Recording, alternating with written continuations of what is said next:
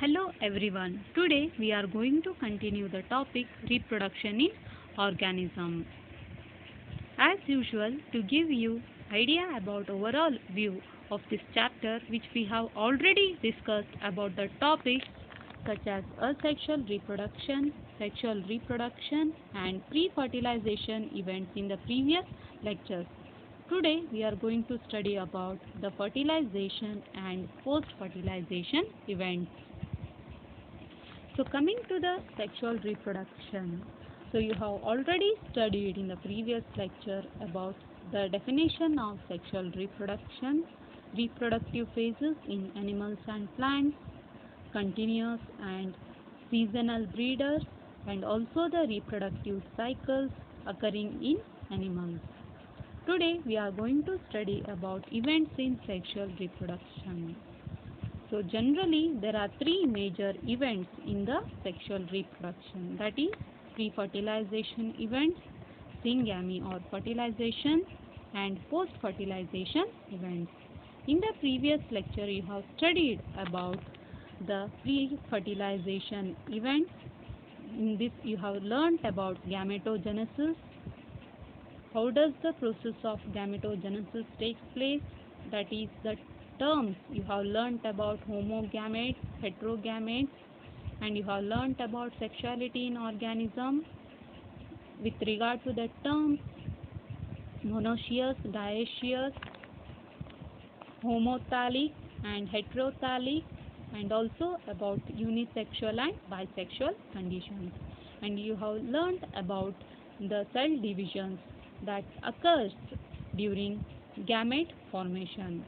And also you have studied about gamete transfer in the various organisms, and also the process of pollination in flowering plants.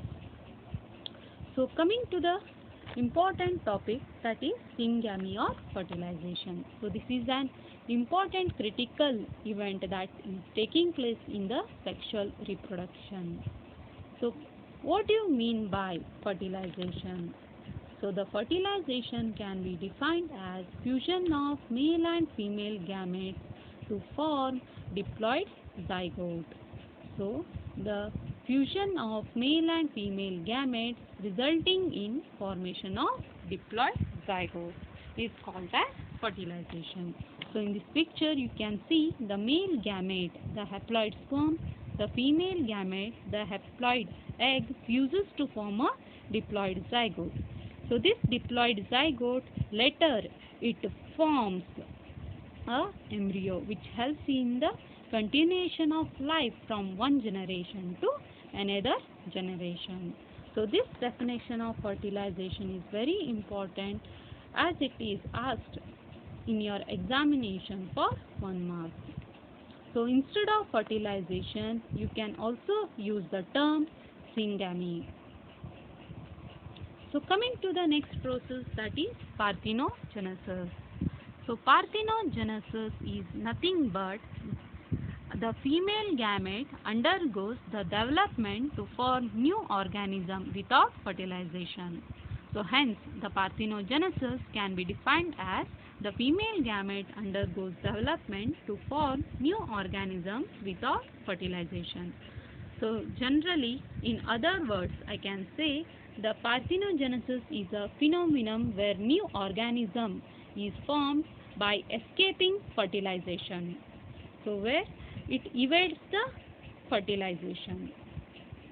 So some of the examples which are exhibiting parthenogenesis are rotifers, honeybees, birds, especially in Turkey, in some lizards, that is whiptail lizard.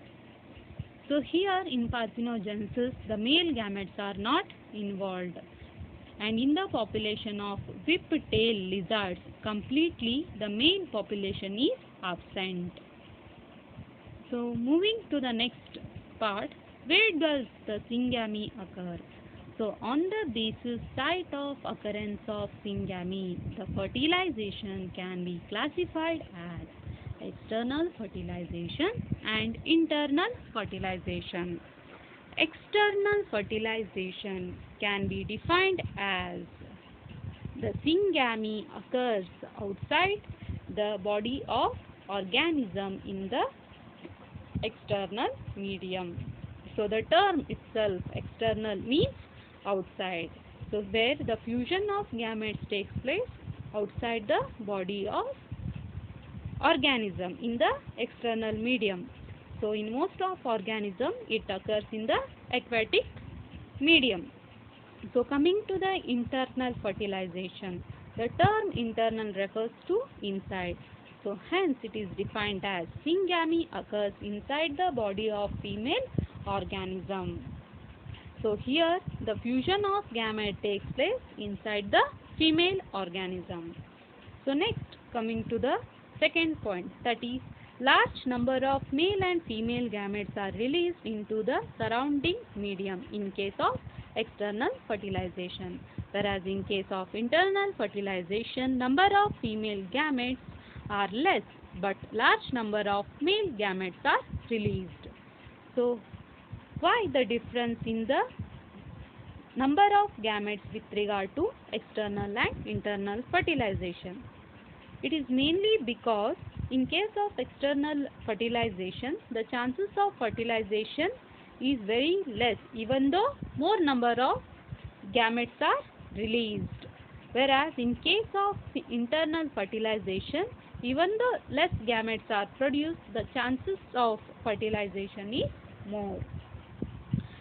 Next, in external fertilization, the offsprings are more vulnerable to predators or adverse environmental conditions, whereas in case of internal fertilization, offsprings are well protected and nourished within the parental body. So that is why in case of internal fertilization, the survivability of offspring is more. The chances of survivability is more when compared to the external fertilization. So next, coming to the some of the examples of external fertilization. Examples are bony fishes, amphibians. And some of the examples for internal fertilizations are reptile, birds, mammals, fungi, pteridophytes, gymnosperms and angiosperms. So this is a picture of internal fertilization in humans. So this is a female reproductive system. So you can see here this is the structure of ovary where the ovum has been released into the fallopian tube, and in the ampullary isthmus junction where the male gametes are fusing to the ovum and resulting in the formation of zygote. So this is how internal fertilization takes place in humans. Coming to the external fertilization in frog. So you can see in case of frog, the frog has laid the eggs in the external medium. So next, coming to the syngamy in flowering plants, that is nothing but a angiosperm. As you know, the pollen grains carry male gametes during the pollination. They come in contact with the stigma. So during the pollination, the pollen grains they come in contact with the stigma. So after coming in contact with the stigma, these pollen grains they germinate the pollen tube. They germinate the pollen tube. So this pollen tube carries the male gametes. So as the male gametes are non-motile, so this pollen tube helps in the carrying the male gametes to the female gamete. So when these male gametes they come and fuse with the female gamete, they form a zygote. When the male gamete fuses with the female gamete, it results in the formation of zygote. So this is how the syngamy occurs in case of flowering plants. Coming to the post-fertilization events. The term post refers to after. The events in sexual reproduction occur after fertilization are called post-fertilization events. It mainly includes major events such as zygote and embryogenesis. You have already studied about the zygote in the previous lecture. How does the zygote is formed, and then based on the site of syngamy, how does that fertilizations are classified. So here it is mainly classified into external and internal fertilization. In case of external fertilization, zygote is formed in the external medium, whereas in case of internal fertilization, it is found in the body of female organism. Whereas in case of algae and fungi, zygote develops a thick wall around it to resist itself against desiccation and damage during unfavorable condition, and undergoes period of rest before generation. So you can see in this picture the zygote has developed a thick wall. It has developed a thick wall. So this is nothing but a spore wall. So this zygote is in a diploid condition, and this we call it as a zygospore. So this occurs in case of the algae. So next, coming to the cell divisions that occurs in the different life cycle of organisms. So in organism with haplontic life cycle, zygote divides by meiosis to form haploid spores that grow into haploid individuals. For example, in case of algae. So here the zygote is diploid in condition where it undergoes the process of meiosis. So meiosis is the reductional cell division where the daughter cells are produced. After this meiosis are haploid in condition. We call them as meiospores, which later develop into a young ones. Again these young ones are in a haploid condition. This is how the cell division occurs in the haplontic life cycle. So similarly, in case of diplontic life cycle, organisms which shows the diplontic life cycle, here the zygote undergoes the process of mitosis. Later the zygote develops into a embryo. So this is the ultimate fate of the zygote. So zygote, it develops into an embryo. So next, coming to the based on the site of development of zygotes, animals can be classified as oviparous and viviparous animals. The term ovi refers to egg-laying animals, whereas vivi refers to the animals which give directly birth to young ones. So hence oviparous animals can be defined as animals lay fertilized or unfertilized eggs.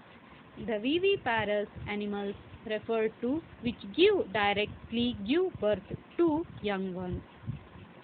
In case of oviparous animals, eggs are covered by calcareous shell to protect against harsh environment, whereas in case of viviparous animals, shells are absent and they are well protected inside the mother's body. So hence the survivability rate is more in case of viviparous animals compared to oviparous. It is mainly because these are well protected inside the mother's body, whereas in case of oviparous, they are more exposed to the predators. Some of the examples of oviparous animals are birds, reptiles and arthropods, especially insects. In case of viviparous animals, examples are mammals. Coming to some of the pictures which represent oviparous animals. So here you can see the different animals which are exhibiting oviparous nature, and here you can see the pictures which are representing the different animals with viviparous in nature. So coming to the next part, that is embryogenesis. Embryogenesis refers to development of embryo from the zygote. So here the zygote, it undergoes development to form the embryo. So this zygote, it mainly undergoes three important events, that is cell division, cell enlargement and growth, and cell differentiation. So during cell differentiation, the cells, they divide to form the tissues, and these tissues, they form the organs, and later these organs, they form the whole organism. So in this picture you can clearly see how does the human embryo is formed in the embryological stages. So coming to the last part of the topic, that is embryogenesis in plants. So here, in case of flowering plants, zygote is formed inside the ovule. So you have already studied how the zygote is formed during the fertilization.